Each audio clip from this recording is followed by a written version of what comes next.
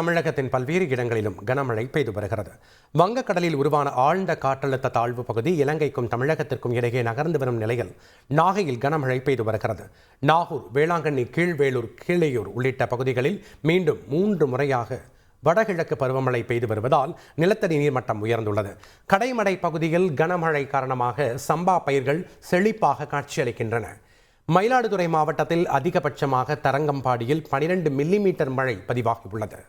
முன்னெச்சரிக்கை நடவடிக்கையாக மயிலாடுதுறை மாவட்டத்திற்கு இன்று ஒரு நாள் பள்ளி கல்லூரிகளுக்கு விடுமுறை அளிக்கப்பட்டுள்ளது. சீர்காழி சுற்றுவட்டார பகுதிகளில் காற்றுடன் கூடிய கனமழை பெய்தது. சீர்காழி, கொள்ளிடம், வைத்தீஸ்வரன் கோவில் உள்ளிட்ட நகர்ப்பகுதிகளிலும் அதேபோல எடமணல், திருமுல்லைவாசல், பழையார், கூழையார், பூம்புகார் உள்ளிட்ட கடலோர கிராமங்களிலும் காற்றுடன் கூடிய கனமழை பெய்தது. சிதம்பரம் சுற்றுவட்டார பகுதிகளான அண்ணாமலை நகர், சிவபுரி, பரங்கிப்பேட்டை, புதுச்சத்திரம். ஆடுங்கிறது நம்ம பேங்க் அக்கவுண்ட்ல இருக்க பணம் மாதிரி எப்ப வேணுமோ அப்ப எடுத்துக்கலாம்.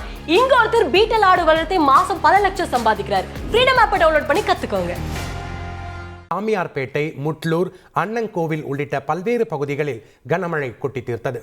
விடுமுறை விடப்படாததால் மாணவர்கள் நனைந்து கொண்டே பள்ளி கல்லூரிகளுக்கு சென்றனர்.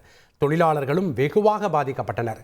அதேபோல் கடலூரின் பிற பகுதிகளிலும் தொடர்ந்து கனமழையானது பெய்து வருகிறது.